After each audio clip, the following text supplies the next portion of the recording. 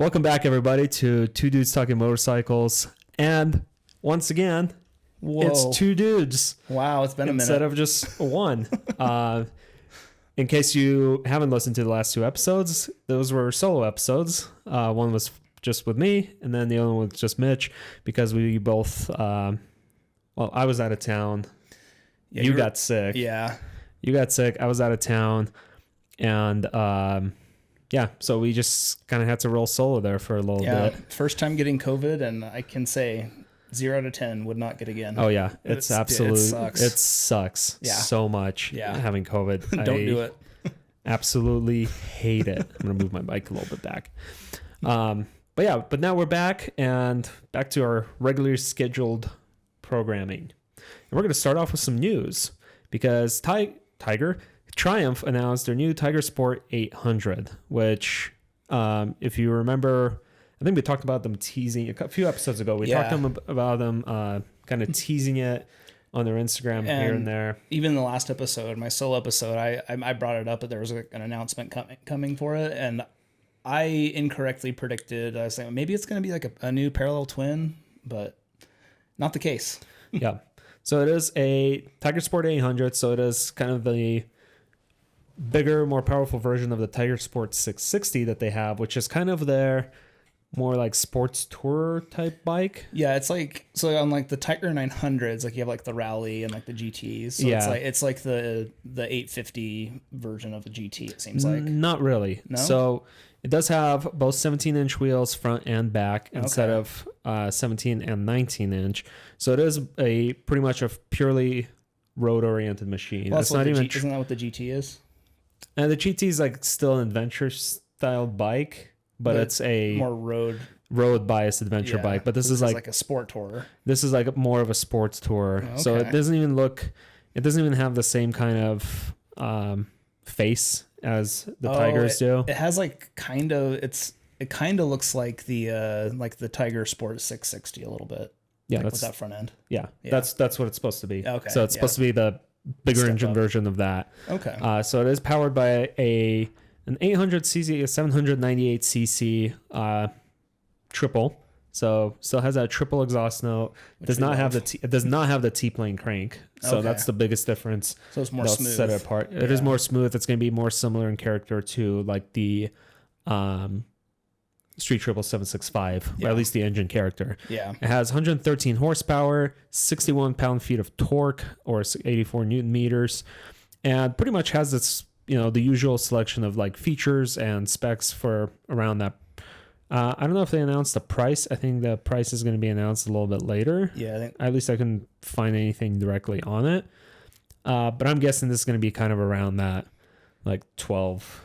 Like the 850. Yeah. Kind of like 10 to 12, maybe $12,000 mark. Yeah. But it does have some pretty good specs. So it does have it's got 3 riding modes: rain, road, and sport. So those, modulate different settings and how aggressive it rides. Yeah. It's got 6-speed, and it does come standard with Triumph Shift Assist, which is Triumph's quick shifter, which I think is pretty nice. I wish that would be standard on all the bikes. Yeah. 17-inch wheels front and back, so that kind of gives it into its more sporty touring nature. Showa suspension up front, Showa monoshock in the back. It does have adjustable compression and rebound, and as well as rebound and preload adjustment in the back.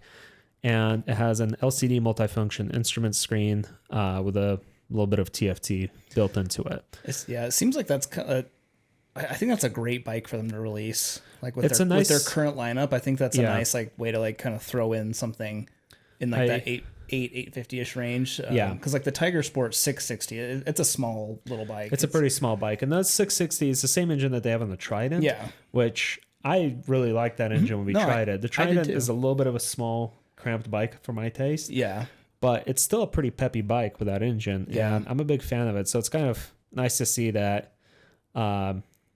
I think it's just great to have more options in general, because not everyone, even though adventure bikes are kind of like the most popular category of bikes, but not everyone's the biggest fan of their looks, especially if you're planning on never riding off-road and just planning on riding off-road or just on-road more, if you want to be a little bit more aggressive, this is the kind of bike that will let you do that. It's not quite at the level of like the BMW, like the X1000 RR or not the RR, X1000, the XR RS, the whichever one that I rode that one time. Yeah. Like their sports tour with the, so it's not nothing on that level. It's more mellow, a little bit more easygoing bike. I'm curious to see what that price is going to be because I mean, if they have it at like a nice competitive level, I mean, that's a lot of bike for what it's built to do for that sport touring adventure for, you know. Yeah. So we'll see where it's at. I mean, it looks like a nice little, not really little, but it does look like a nice bike. It's not a little bike. No. It comes in at 214 kilograms, which, I can't do math right now. Which is 471 pounds. So that's not not bad. It's not too heavy of a bike either.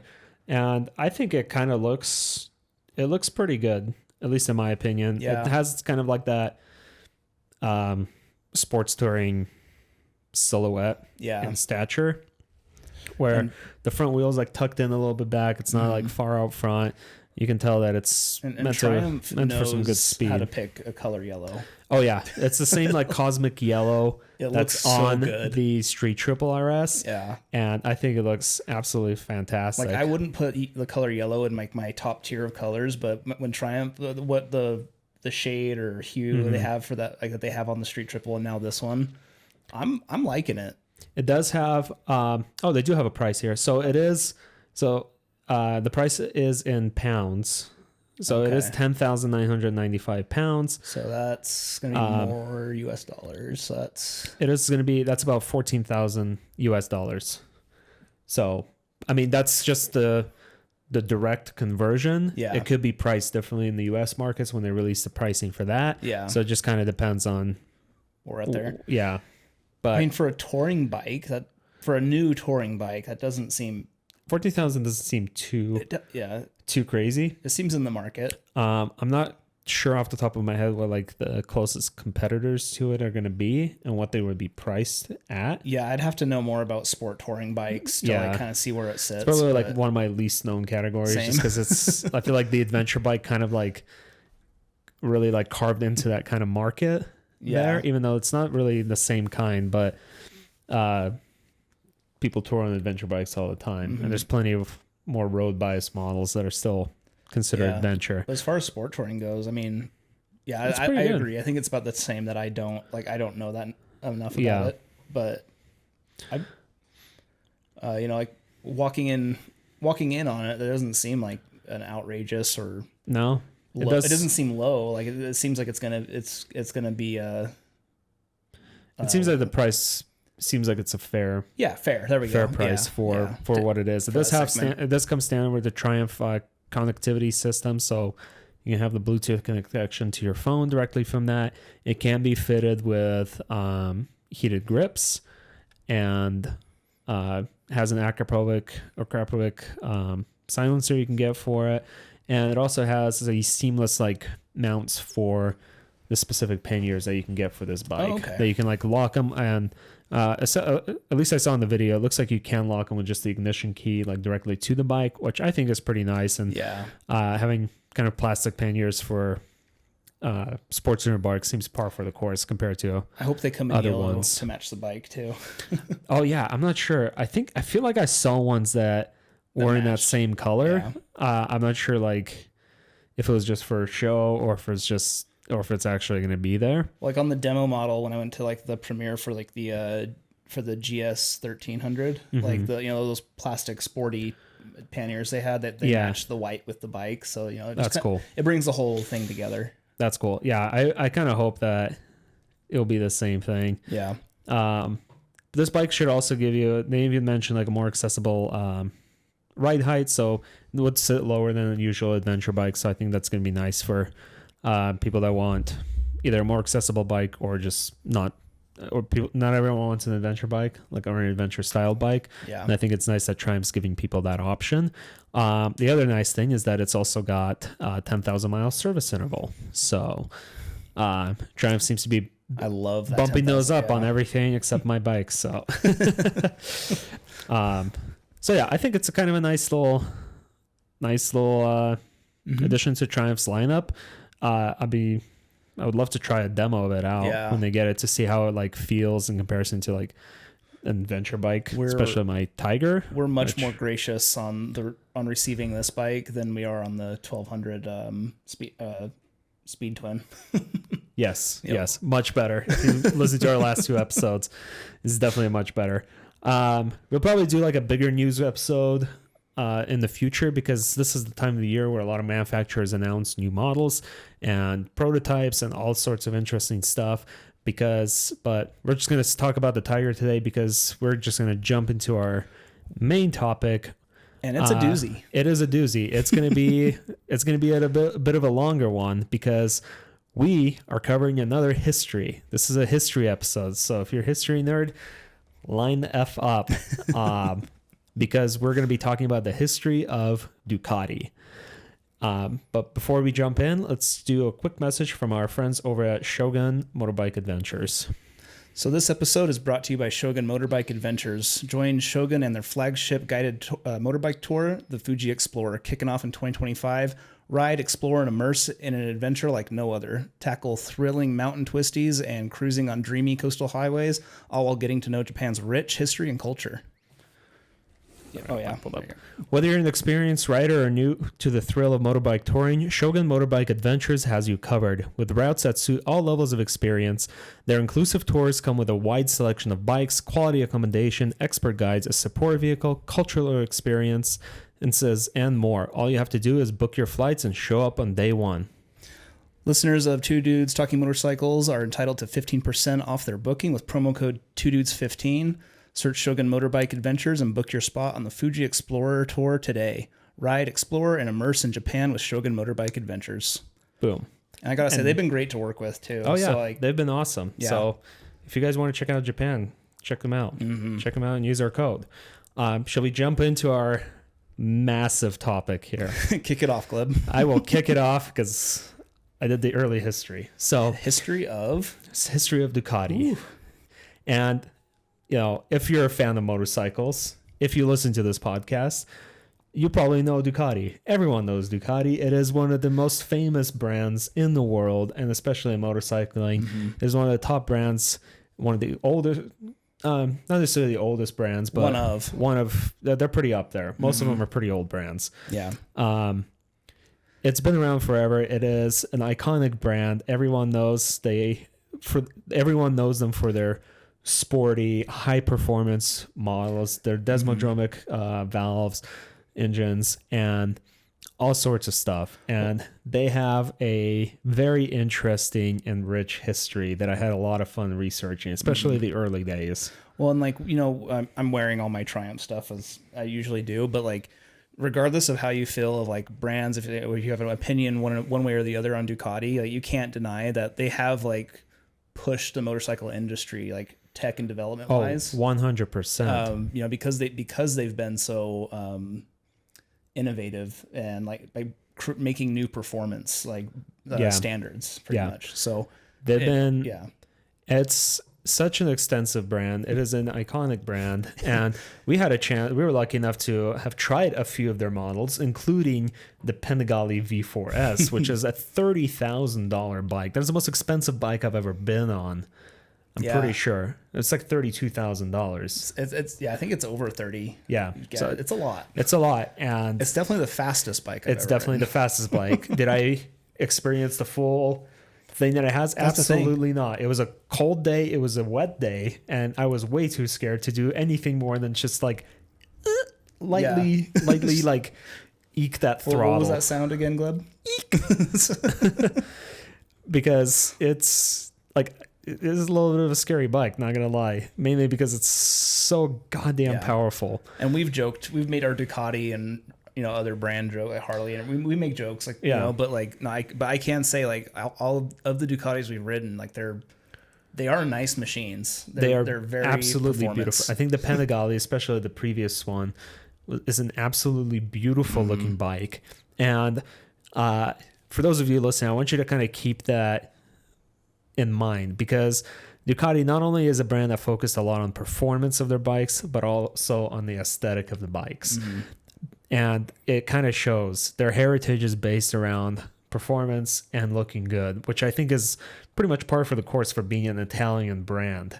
Like you look at Ferrari, it's kind of like a similar kind of concept. Yes, we're making high performance cars, but we also want them to look good and timeless. Now, I'm also a car guy, and I question a few design choices on the newer Ferraris, but older Ferraris, absolute beautiful machines. Well, even with some of our criticisms for like the Triumph, the Speed Twin, we talked about how like it didn't with replacing it like those dual dials. It's like you're getting rid of something that makes a bike and a model look timeless. Yeah. And Ducati, especially with a lot of the bikes we're going to be talking about, is like they achieve that. They do. It doesn't have to be a modern classic to be timeless. Yeah. But I think they do a really good good job. job. Yeah. So the early history. So Ducati started out in 1920, but they didn't start making motorcycles until about 1940s or late 1940s. They started out. So Ducati was founded by a man named Adriano Cavalieri Ducati in Bologna, Italy. Adriano was an industrial engineer. He was a physics student and an inventor. Basically, seemed like he was a very smart dude. Yeah, he's a STEM student. Yeah. Adriano, he patented a shortwave radio transmitter and managed to connect with it to the United States. This earned him the title of the Knight of the Crown of Italy, and he was the youngest to ever achieve that title at the time.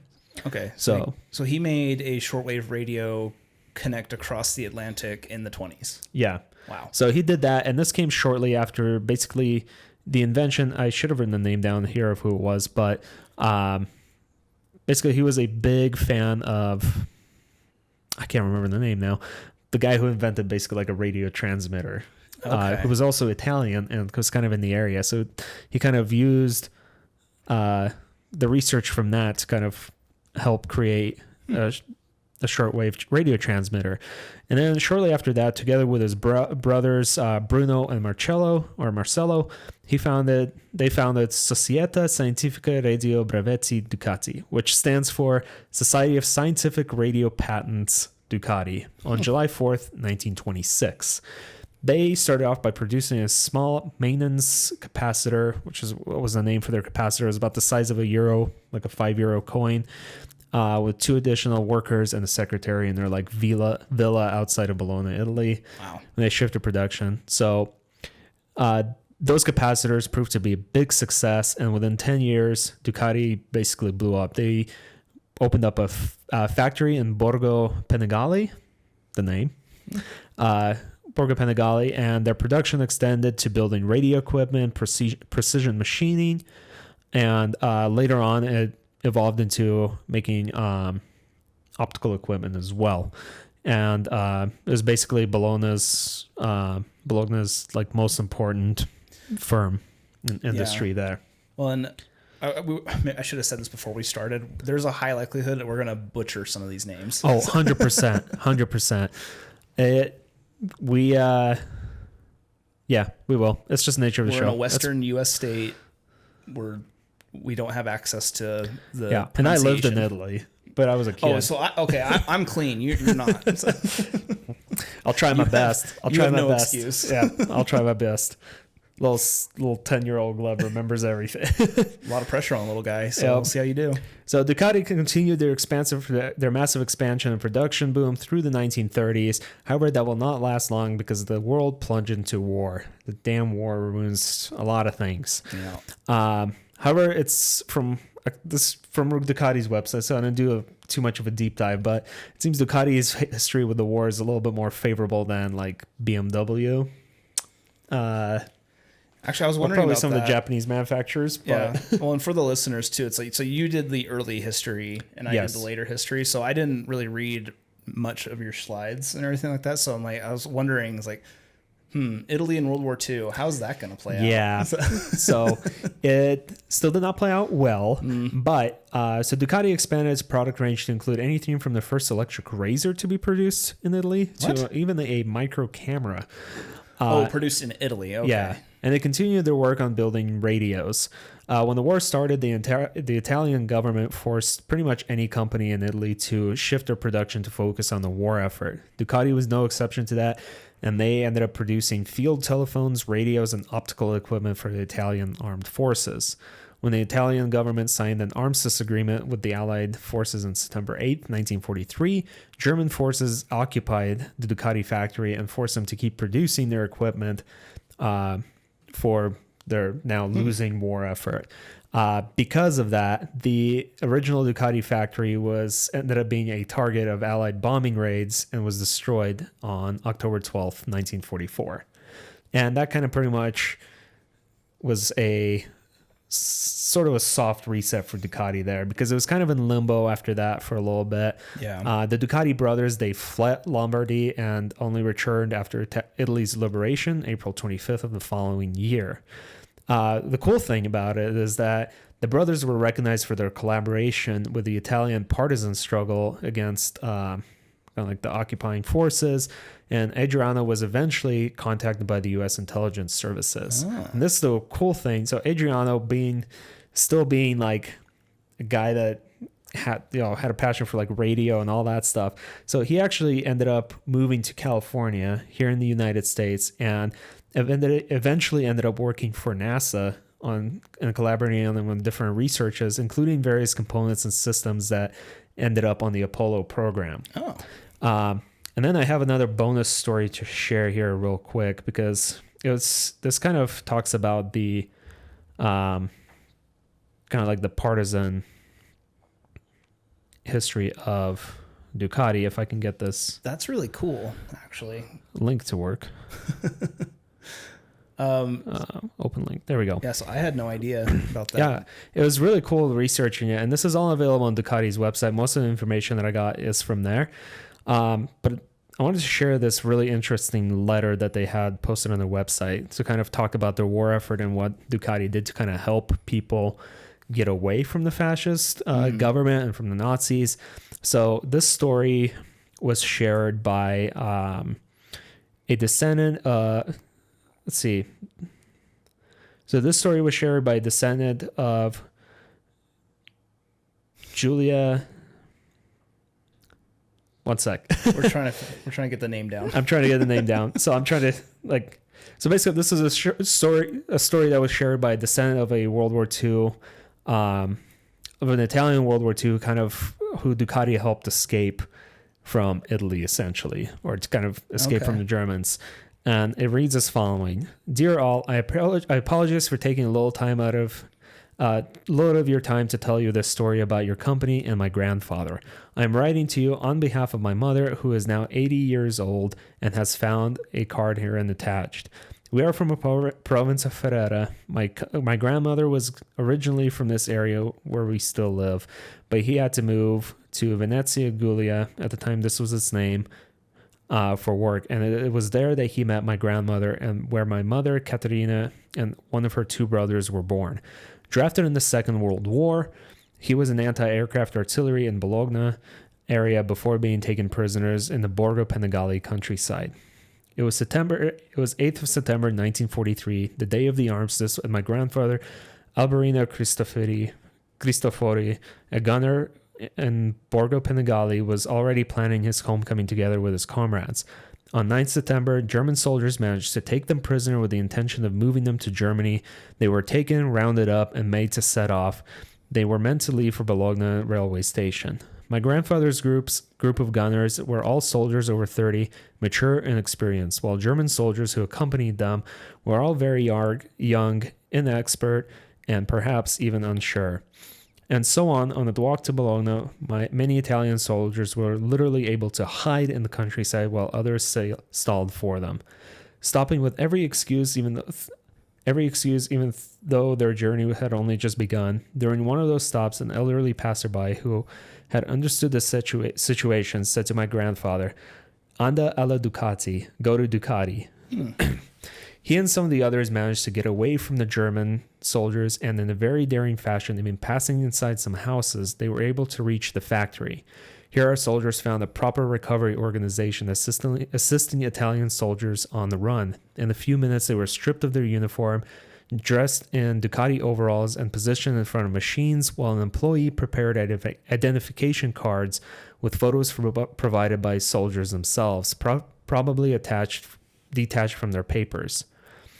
The German soldiers arrived in a few hours to carry out an inspection because they suspected that fugitives were hiding in the Ducati factory. They saw workers at the machines, all with cards bearing a recruitment date of 1 year prior. Unable to prove that the escaped Italian soldiers were among the workers, they left, and my grandfather and his companions went free. After being disguised as Ducati workers, complete with card identification, identifying himself as a member of staff, he and other fugitives have been helped to hide returned home. So he worked at the factory for 1 day, but he kept a memory of his adventure with a happy ending alive by sharing it with my mother, who had no tangible proof until last July when she found the card I attached here. Having escaped Bologna and dressed as a civilian, my grandfather reached relatives in Ferrara who hosted him for 1 night before he returned to Carniza Goriziana, where he lived with my grandmother, my mother, and my youngest son. Soon afterwards, the drama of the Feeble massacres began, and there was another escape. But that's another story. Maybe my mother will tell you about it when I have a chance to meet you. Oh. This is a story my mother wanted me to tell you to show her gratitude to the plant manager and the staff who helped my grandfather and his comrades. Aware of the things that have changed in Ducati since then, it is just an Italian story of an Italian brand. Thank you for taking the time to read this. Thank you again for your interest in us. With warm greetings, Giulia Passetti and Caterina Cristofori. Wow. So I just thought it was a really kind of moving and interesting story about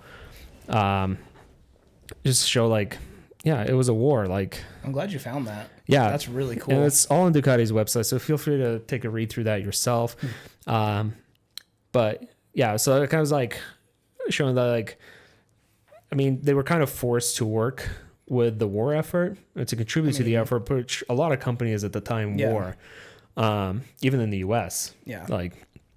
But it seems that they at least kind of had some kind of system to help people get away. Yeah. Or at least hide. That'd be a really sick shirt for Ducati to make. To say "Go to Ducati" in Italian. Yeah, that would actually be pretty sick. With that story, Yeah, that's really cool. So that was really cool. Yeah, I just wanted to share that story, but now let's continue on. So Ducati in the 1940s, they were basically keen to get back on the road, but instead of continuing to only focusing on radio transmitters and communications equipment, they thought, after the war, they saw an opportunity to provide the Italian population with some help to get around, with some more mobility. And that's what eventually led them to their first engine and then their first motorcycle. So the Ducati factory was reconstructed in 1946. The company shifted its focus. In 1946, they had their first auxiliary engine for a motorcycle. It was called the Cucciolo, which translates into puppy. There's a little 48cc engine, and it can go 100 kilometers on 1 liter of fuel, which is a third of a gallon, which is crazy. Kind of just checking all my boxes right now. Resisting, occupation and puppies now. Yeah, I'm kind of. The engine itself was developed by a guy named Aldo Ferinelli, who was a manager at a company called Ciara in Turin from 1943 to 1946. He specialized in sports mods for production cars of the era. It was around that time when he developed and patented a 4-stroke Cucciolo auxiliary engine. The construction license would then later transfer to Ducati, making it their first foray into 2-wheeled engine-powered machines. So Ducati's first engine wasn't even really made by them, but then they got the license for them and kind of continued to build it and improve upon it. That was their setting stone. That's what we're getting now into. Okay. And so that's the engine. And then they also needed a frame to truly make their first motorcycle. And the frame came from a guy named Gianluigi Capolino, who is credited with being the father of Ducati's first motorcycle frames. During the war, Capolino was forced to travel by bicycle over war-torn roads, which led him to invent a spring-suspended frame. Soon after losing his job, Capolino decided to build 11 motorcycles, by himself, which he sold for a profit. Then he later developed a new version, which he quickly patented. In 1945, Cappellino bought one of Seata/Ducati's Cucciolo engines and mounted to his suspended frame bicycle to help him get around. And this kind of proved to be like, oh, it's kind of a good thing. He shared these ideas with Aldo Farinelli, the designer of the engine, but they didn't really kind of mesh together with Ducati officially until that point. So Cappellino joined up with an aircraft manufacturer called Aero Caproni, who also happened to make motorcycles at the time. Eventually, they kind of reconnected back with Ducati, and the engine ended up being used on the engine was assembled at the Ducati Borgo Panigale plant, and eventually they meshed it with the spring suspended frame that Cappellino invented, and that was kind of the foray into Ducati's first motorcycle, and which it's just kind of cool, like seeing how far back these things go. And we've done the history of Triumph. Have we done BMW or just the adventure bike? We've only done the GS. The GS, yeah. Okay. We got to find a good way to do the BMW history. But it's kind of cool because even with Triumph, it starts off with kind of like bicycles, basically like slapping an engine onto a bicycle and then calling it good. This is why I love motorcycle history, because like for all these different brands that are like recognized today, it's like seeing the spark. Yep. It's so interesting. So the Cucciolo engine proved to be a massive success and ended up being exported all around the world. The 48cc engine could be fitted to most motorcycle frames and could reach and bicycle frames and could reach speeds of 50 kilometers an hour, which is about like 35 miles an hour, and travel 100 kilometers on 1 liter of fuel. Wow. In the wake of Cucciolo, Ducati went ahead to build its first motorcycle at their Borgo Panigale factory. It was the Ducati 60. The 60 used the same Cucciolo engine and became a very popular locomotor, weighing at only 44 kilograms. It was easy for anyone to ride. It became especially popular amongst women who lived in the countryside. In 1950, Giuseppe Montano became the managing director of Ducati, which in 1954, Ducati basically split its business into two. So they still had their like radio and electronics division. It was called Ducati Electronica. And then the other division focused on diesel, boat, and motorcycles. Diesel engines, boat engines, and motorcycles. And it became known as Ducati Meccanica. With Montano at its head. So Giuseppe Montano was kind of known for being a kind of a hard-ass boss, but he also was very passionate about racing and motorcycles and motorsport in general, and this kind of set off Ducati's like history into being a formidable motorcycle brand in the world of motorcycle racing and high-performance bikes. So he might have been an asshole, but he poured gas on the flame for Ducati to get like their bike. But the thing is, it seemed like he seemed like the way they described it is that he was a hard ass, but he also knew when to step back to let people to let progress happen. He wasn't a micromanager; he was a manager. Okay, so he still like let people be creative and inventive. And so what happened there is that he hired a man named Fabio Taglioni, which is a very notable figure in Ducati's history. So Taglioni went to revolutionize Ducati and cemented his commercial and long-standing success.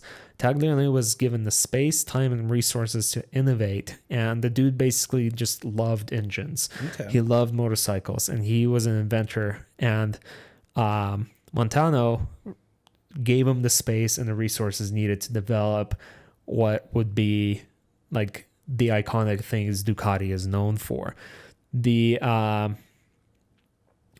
was a big fan of racing and pushed Ducati and Taglioni to create racing machines, which he believed would act as a trial for Ducati's development of production models, which at the time was pretty much reverse of what everyone else was doing. Most manufacturers develop a production model, then make it suitable for racing. Ducati went backwards. So first they'd make a motorcycle that can win races and then make that into a production model. It was more costly, but it proved to be a huge success because when one of those bikes won a race, people would be like lining up to wanting to buy one.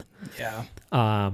And then I got a whole section here on Fabio Taglioni because he is just too big of an important figure, too important of a figure to not talk about. So Taglioni was not only one of the greatest innovators at Ducati, but also in Ducati's history, but also in the history of motorcycling. He is credited with designing over 1,000 different projects, including the Desmodromic system, which Ducati still uses, the L-Twin that they still use, and the trellis frame, which a lot of motorcycles use nowadays. He completed his thesis in 1958 by designing a 500cc four-stroke racing engine. He also invented a V8 engine for Formula One that unfortunately did not end up getting used. He invented the Desmodromic system for Ducati, which allowed racing engines to have more power while remaining more efficient. Taglioni got his start in Mondial Motorcycles, which is still an active brand. I found out it's an Italian brand. They primarily make like dirt bikes. Mondial. They still make like essentially like dirt bikes and stuff, which I was like, oh, I didn't even know about this brand. No. But after not being invited to the racing team's wedding celebration, he decided to leave the company. That's fair. He also got an offer from Ford, which he denied, but then finally accepted an offer from Ducati and proceeded to develop their race-winning engines. In 40 days, he creates his first design at Ducati, and it was called the Grand Sport 100.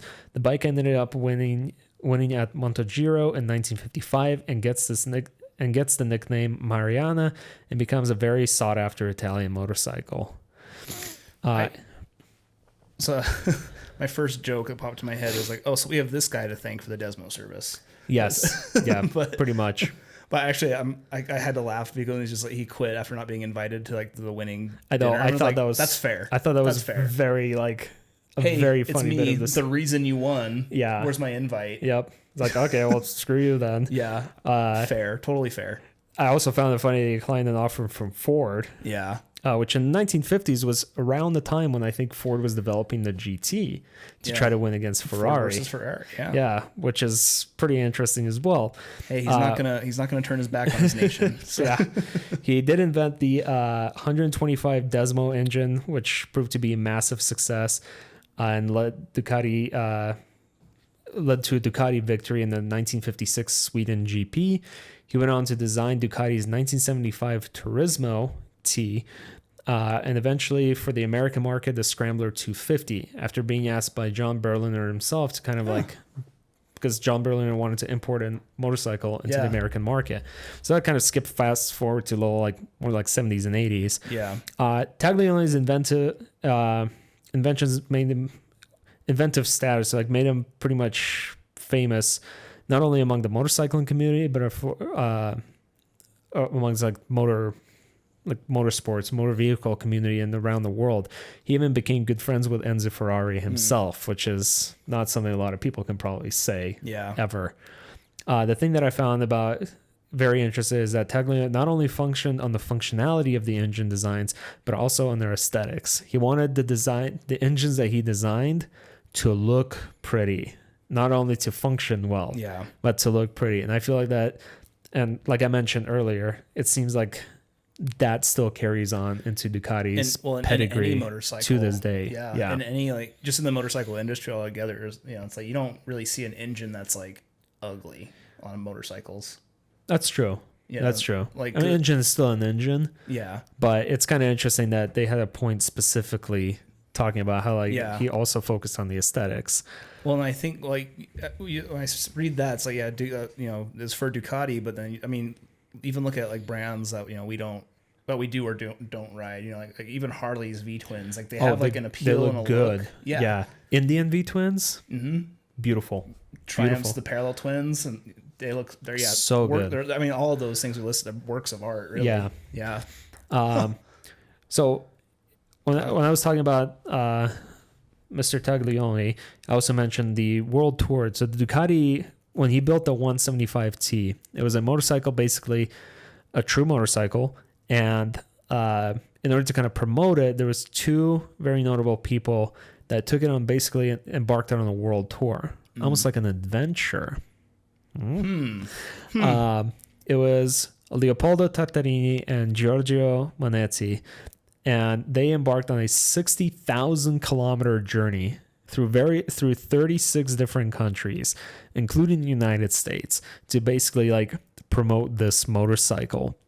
And this resulted in a huge boost to Ducati's reputation because the engine was reliable. Like, it didn't have a lot of issues in the 60,000 kilometers. That's about, I don't know how many miles. I'm not going to do the math now. Do the math, divided by 1.6. Like 45,000 kilometers. Yeah. The engine was a 14 horsepower single overhead cam engine. Manezzi was a man passionate about exploring the world. He had a knack for mechanical engineering, and he, along with Taglioni, created an F1 engine, which later was used by Ferrari. He also invented the first turbocharged engine that was fitted as standard by Fiat. Manezzi's friend, Tartarini, was a born racer, but after an accident rendered him unable to race, he decided to kind of do this tour because he was still employed by Ducati. Yeah, Ducati. Which leads us into the era of expression. So that's what I titled it, at least. So in the 1970s, Ducati kept continuing to pump out innovative and very interesting motorcycles and continued to win and perform in races. In 1971, Ducati officially made its way back into motorcycle racing after only having pretty much private teams that used Ducati motorcycles. 1971 marked the first year that Ducati officially had their own team instead of just providing bikes for others. Yeah. Ducati's motorcycles continued to prove to be formidable racing machines, which in turn helped fuel their popularity among regular customers. Going back to that, Montano creating that thing like, let's build a race bike and then people will buy it. Yeah. Versus the other way around. Yeah. Racing feats included people like Paul Smart, Cook Nielsen, Mike Halewood, Marco Lucinelli continued to show Ducati's racing prowess. In 1972, Smart, to everyone's surprise, beat out MV Agusta in the Imola 200 mile. His victory had Ducati signing on more and more racing to further their name and bigger displacement motorcycles. The funny thing is, though, the reason the MV Agusta lost is because they ran out of gas. So he still won, still a loss. Yeah. But I just thought it was a funny little tidbit. I wonder if you could look at fuel consumption between the two models too. So. This kind of era also marked a departure from motorcycling being like a very commuter, like a cheap or easy out commuter, to more of an expression. Cars were taking over. Cars were becoming more popular. So motorcycles became a symbol of self-expression, symbol of freedom, and we see that even now to this day, especially here in the States. Mm-hmm. In 1971, Ducati released one of its most iconic and notable motorcycles, the 750 GT, or the Gran Turismo. This is their first bike to have their L-twin, the first twin that they made with the desmodromic valves. It's just a V-twin tipped over. Yeah, so it's an L. It's different because it's an L. In 1977, Cook Nielsen brought Ducati to victory at the Daytona race in the U.S. Cook was riding a bike which they called the California Hot Rod, which was a 750 Super Sport prepared by his friend Phil Schilling, which I remember that name sounds familiar from our MotoGP episode, I believe. Yeah. It was the first time an Italian bike won a race in the U.S. for bikes derived from standard production. So bikes were produced first and made into racing. In the late 70s, the Ducati Penta 500 was also the first Ducati model to combine the L-twin with the trellis frame, which made for a very agile and manageable motorcycle. And the bike pretty much headed for a new era and an end of Ducati's government ownership, which I forgot to mention earlier in the episode. When their factory was destroyed and they rebuilt it, basically they were having a hard time to kind of get the money and the flow going. So the Italian government ended up buying the business, buying Ducati. And it wasn't until the 1970s where pretty much their bike or Ducati became a private company again. Okay. And I believe the rest is yours, buddy. Yep, there we go. Yeah. Man, the early history is pretty cool, isn't it? I was going to say, I feel kind of like overshadowed by just all that cool history. Like, honestly, that's so awesome.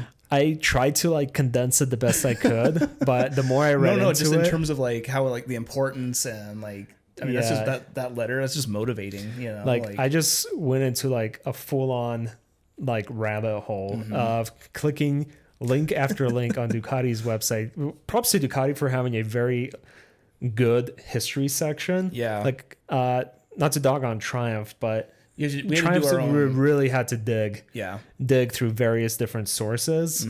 But Ducati really went in depth, especially on the notable people from Ducati, which if you're interested in finding out more information about all the people that we talk about in this episode, check out their website because you can read.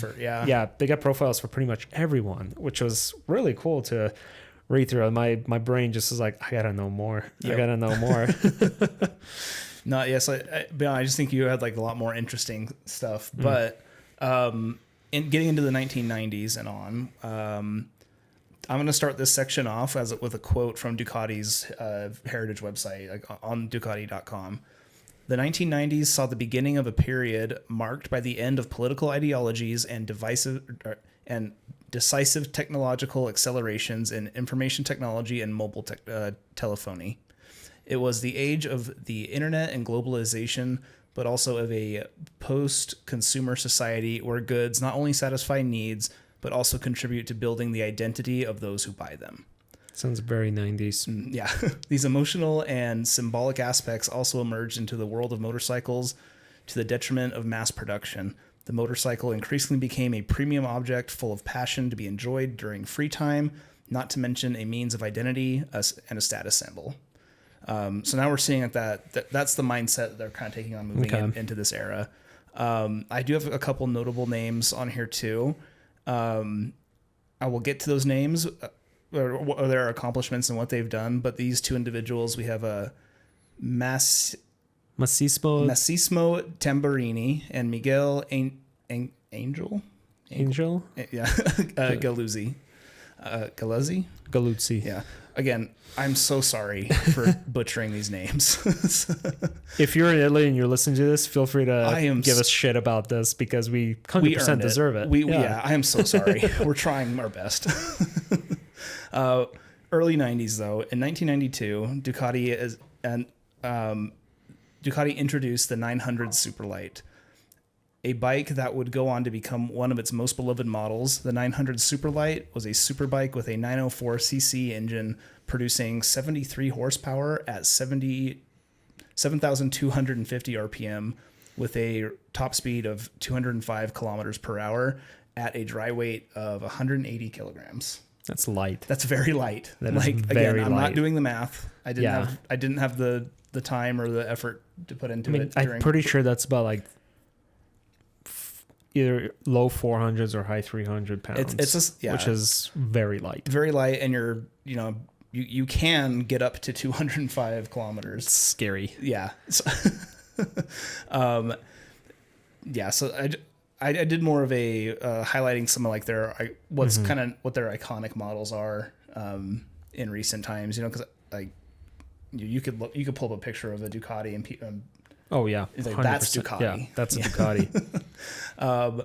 Moving on to 1994, Massimo Tamburini creates the Ducati 916 with the ideology, a 750 bike with 1000cc performance and the weight of a 500. That was his approach in designing and building the machines that he put together. The bike was made with a 916cc motor, hence the name, putting out a 114 horsepower at 9,000 RPM with a dry weight of 195 kilograms. Again, not super heavy for a bike. Top speed of 300 kilometers per hour. That's insane. That is absolutely insane. Yeah, and so that's one thing I picked up on too. And getting into the 90s, it's just like Ducati was like, let's make a fast bike. Yeah. Not fast enough. Not fast. That's Next. I'm pretty sure that's about like 200 miles an hour. It's up there. Yeah. Either 180 or 200 miles an hour, which is, I mean, going that fast on a motorcycle, I think the fastest, to me just sounds terrifying. Yeah. The fastest I've gone was like barely over 100 miles an hour. And legally. Legally. I mean, in a legal space, closed course. Yeah. Yeah. And that was already scary enough. Yeah. Yeah. I've gone I think I've gotten up to like 110-ish maybe on my bike. Yeah. I've taken some according to our very accurate Triumph speedometers. Yes. Or any motorcycle speedometer for that matter. So with that performance and its sleek and super sport styling, it earned Motorcycle of the Year from many different motorcycle magazines. Was that 94? Yep, 94. It's my birth year. Oh, I'm so honored. Wow. Yeah. So again, the Ducati 916 it's almost like it was a monster of sorts. You're onto something. Because, Gleb, in 1996, they created a monster. Damn. Miguel Angel Galuzzi creates the Ducati Monster 900. Having been working on this prototype since 1991, the Monster was created from the chassis of the Ducati 851 and using the 900cc motor. Ducati at first only produced 1,000 models, but Galuzzi believed that a bike should make people dream and every rider should feel that their bike is exclusive to them. That's cool. Yeah. Today, the Monster is still Ducati's best-selling model. Wow. Yeah. That's pretty sweet. First appearing at the International Motorcycle Fair in Cologne, 1992, the Monster stood out for its character, originality, and innovation. Strange, essential, rebellious, and outside the box. It didn't take long for this concept to become a true icon. I would agree with that statement. I would agree with that statement, especially I'm not the biggest fan of how the current Monsters look. Yeah. It's just mainly the headlight. I wish it was like either round or square. It's just kind of like weird shape. Yeah. But like I would say like the early 2010s Monsters with the round headlight. Yeah. Absolutely beautiful. I remember seeing there was one for sale on like Marketplace for $10,000 sometime earlier this year, and I was like, fuck, I'm so tempted to buy that because it looked absolutely beautiful. Yeah. But I just can't have a second bike right now. Yeah. As much as I want to. I know, I really want one. But as far as the Monster goes, I mean, it is a good looking bike. I mean, you know, I agree with you. It's the newest iteration. It's not my favorite looking. Yeah. But I still like it. Oh, I still do. Yeah. But like the 2010, early 2000s, 2010s, and even earlier, like since we're in the 90s. Yeah. They're just nice looking bikes. They're very nice looking bikes. Yeah. So we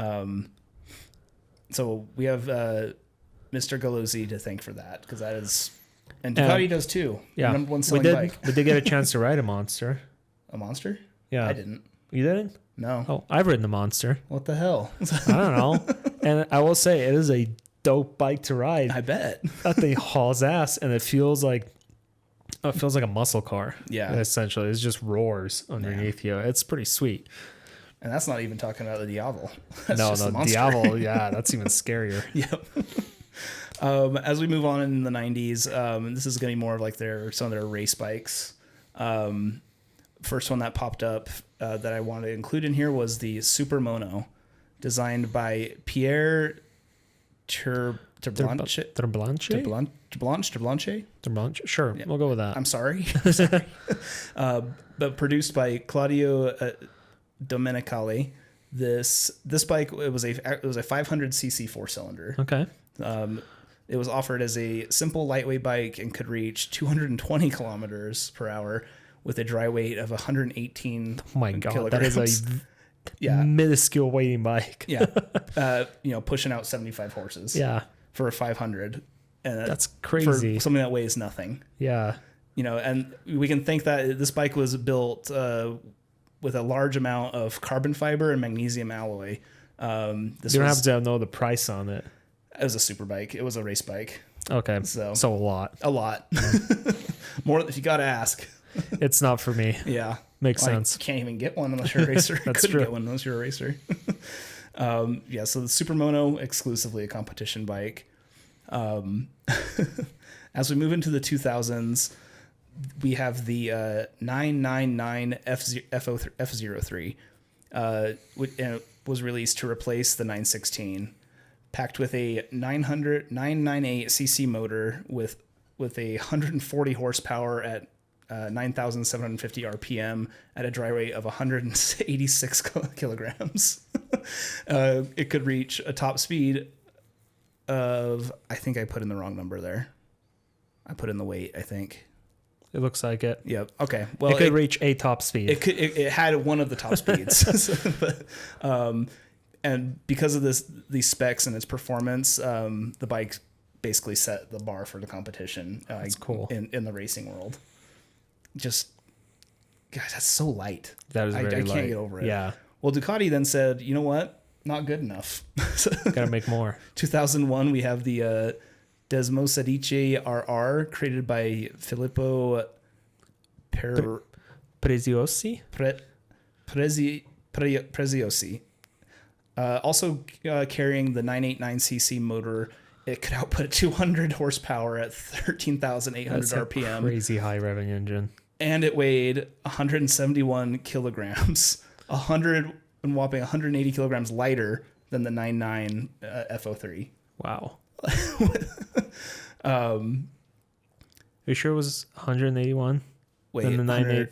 Oh, I'm sorry. That's incorrect. The 903. I kept putting the wrong number. So it went down. It was down from 186 kilograms to 171. Okay. Sorry. That's roughly. That's enough.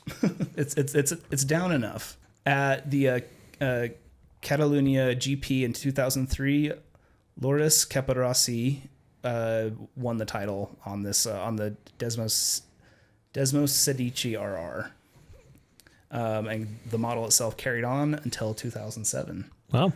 2002, the Desmo Sedici GP03 was another bike that had the 989 motor, but this time it could hit 220 horsepower at 16,000 RPM. It seems like they keep slowly raising the bar, and it's like, hey, we set a standard. Let's keep going. And then we get into the 2007. The Desmo Sedici was honed into the GP07 with a new 799cc motor. The bike produced 200 horsepower at only 148 kilograms. And top speed of 310 kilometers an hour. Yeah. It's insane.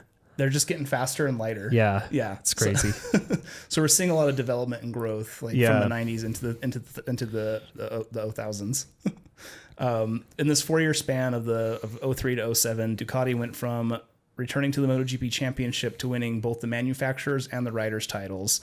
Riders Casey Stoner and Loris Capirossi earned Ducati to win its first manufacturing championship title. Very cool. Yeah, and I found this, and this is from runmoto.com/history of Ducati. Cool. Continuing on, still we're in the 2000s. 2008, the 1098 F08 came along sporting the 1198cc motor at 198 horsepower, 11,000 RPM. It is one of the most powerful bikes ever made by Ducati. That's crazy. Having still been in production, even with its successor out, the 1198 having been released. So there's this bike's staying. Yeah. Troy Bayliss is noted for taking the World Superbike Championship on 3 generations of these Ducati bikes: the 996R, the 999, and the 1098. In 2009, the 1098 was then the 1198. What I meant to have, the 1198 was brought into the world at 200 horsepower at 11,000 RPM. It was capable of also 310. That's insane. So so we're getting in. So that's we have our history from the founding stages to surviving the war. Yeah. And making a name for themselves and just showing you what their bikes can do. Yeah. And I think it just goes back to the days of Giuseppe Montano, basically, where or Giuseppe Montana, where he set the company on that path to racing, to producing like race bikes that then people will want to buy. And it seems to that it still is carrying on well into this decade, into this century. And it's just really cool to see. Yeah. And I think officially the company was founded in like 1926. So they're approaching their 100-year anniversary here. Yeah. So it's pretty cool that even despite like being destroyed in the war and stuff like that, Ducati kind of rose back up and continues to be like pretty much one of the most iconic names in performance to this day. And after hearing your section with the history on there, it's like, Ducati is kind of built and they've earned this pedigree to the name. 100%. That they maintain 100%. Does this make you want to buy Ducati? Yes, but that kind of makes me want to buy Ducati. Well, yeah, and and we've talked about some of the stuff that we don't really agree with Ducati's practices today. But what I can say about it is, regardless of how you feel, it's like they have this. They've earned what they are today. Yeah, and you're gonna pay a pretty penny for the Ducati experience, but that experience will deliver. Yeah, and they build some incredibly capable machines. And I can't remember the exact quote, but I remember the sales manager at Ducati. He mentioned kind of like, this is a machine that will basically like, I forgot the way he worded it. I know what it was something along the lines of like Ducati like will give you what you put into it, basically. Yeah. So the harder you ride it, the more fun it will be. You're going to see the highlights of its design. Yeah, exactly. Yeah. And especially when it comes to like the Panigale, the Street Fighter, the Monster, like those high performance models, like those are the bikes they want to be pushed hard, because the Panigale was great, but it's not a bike that I would probably want to ride on the street too much. At least not the V4S or the V4. The V2, maybe. The V2, yeah. But like the V4, that bike just screams that it wants to go faster. Going like 35, 40 miles an hour on just the regular city roads, it's like, I don't even know why I'm here. And it's like the Panigale V4S, man. Like I even was talking to a guy when I was out for a coffee today.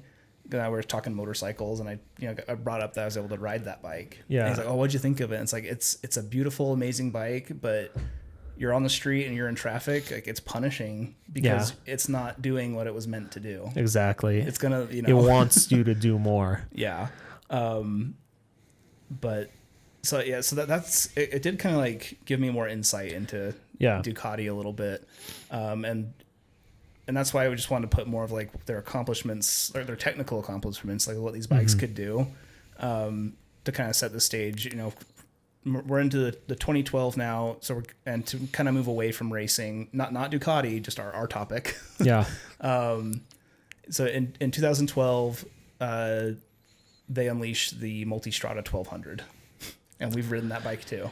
That bike's a doozy. Yeah. That bike is just absolute beast of an adventure bike. If you want an adventure bike and you have money, first of all, that feels like you're riding a fucking rocket, that absolutely blows any other adventure bike out of the water in terms of speed and handling. The Multistrada is that bike. I'm not sure how the rally model handles. I tried the V4S, which is more street oriented. And that bike was an absolute blast to ride. It is not only comfortable, but man, does it have just eons of power. It just wants to go. It goes fast. It's a pretty awesome bike. Well, and Ducati's website, so with the Multistrada 1200 released in 2012, from Ducati's website, their words are it's known as one of the most advanced motorcycles, and at the time. I added, and it is probably the most advanced motorcycle in the ADV category, and I kind of have to back Ducati up on that. Of like, we've ridden all the big ADV bikes, at least from the European manufacturers. From the European bikes, we've ridden all the. I guess I've ridden the Africa Twins, so that's true. There's that. Yeah. But between minus the KTM, we have not ridden a KTM. We have not ridden a KTM, but between Ducati, BMW, Triumph, I will say that the Ducati was probably the most fun to ride. Yeah. And don't get me wrong. Again, I'm saying this because I decided to wear all my Triumph stuff today, but I do like my Triumph bikes.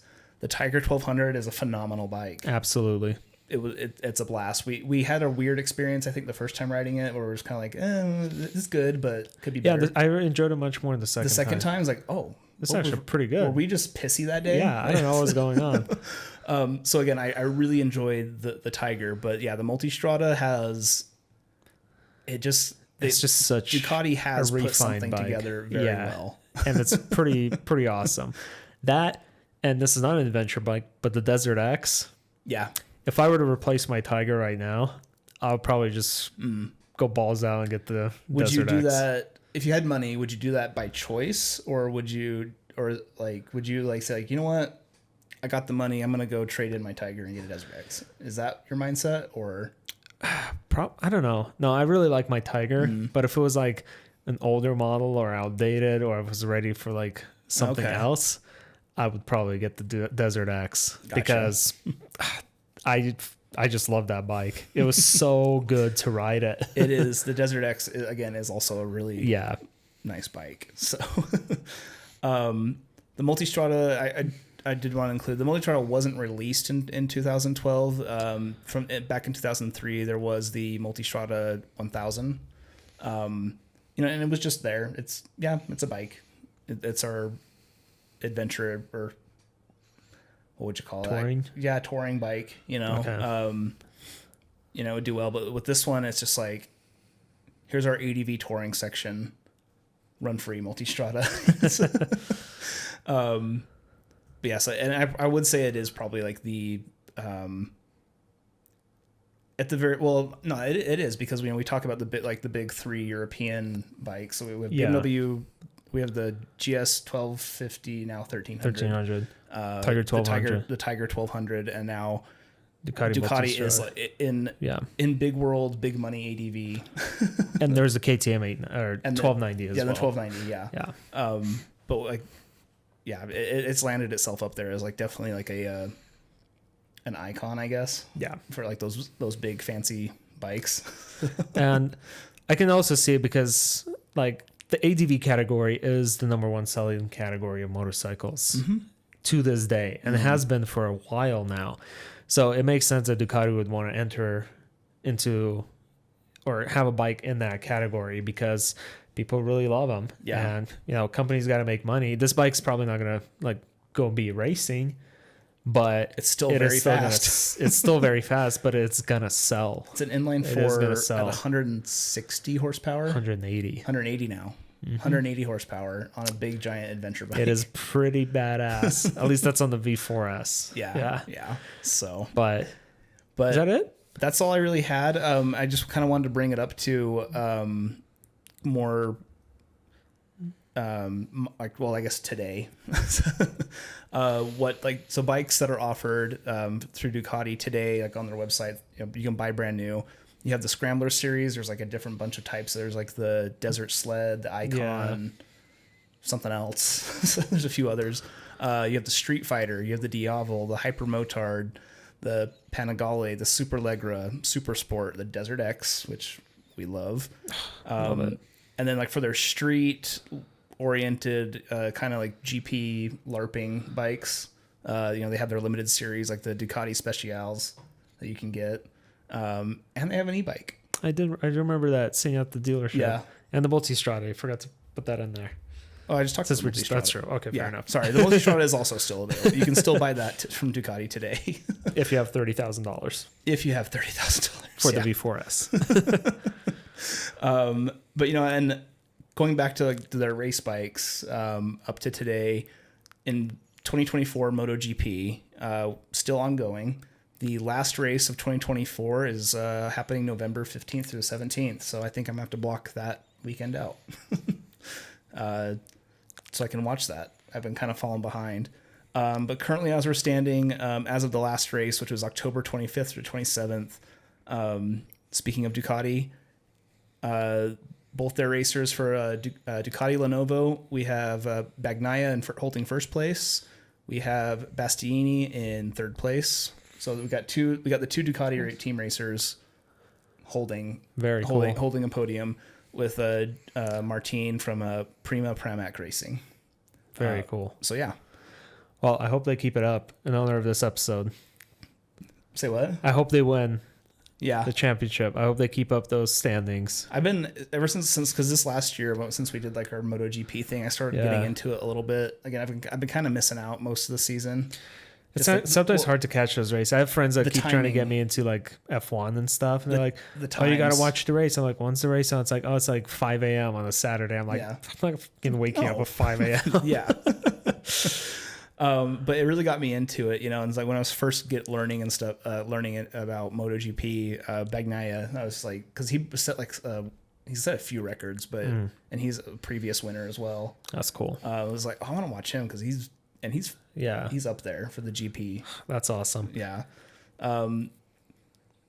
We've made our jokes in the past, and I think we're going to continue to make jokes. Mainly because Ducatis are kind of expensive to maintain. That's really the only joke we have. Well, that and some of the design is a little weird. Like, how do you? Yeah, they really don't want you working on your bike. They want the airbox being under the fuel tank on the Desert X, an off-road bike that you probably want to be able to change out the air filter fairly often. We'll clown. We'll clown, but we do respect. Yeah, especially after learning from your section and doing the research for some of the performance of these bikes, in the 2000s up till now. Just it's a pretty mind blowing. It's a pretty awesome history, and it was these episodes do require a good bit of legwork and a good bit of research, but which is why we don't do them pretty much we spread them out. Earlier in the year, we were doing quite a few close together, and I was just like, Gleb, I'm tired. It is a lot.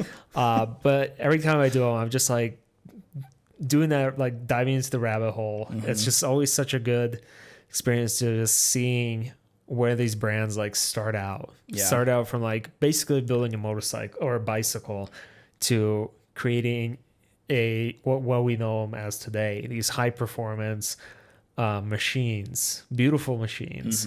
And it all started from, in this case, a company that made radios. They didn't even bother making motorcycles at the start. Yeah. But then slowly transitioned to making motorcycle engines to now making some of the most powerful bikes in the world. Yeah. And it's just crazy to kind of learn and kind of put the pieces together of how that history unfolded and how you've seen the effects of that brand today.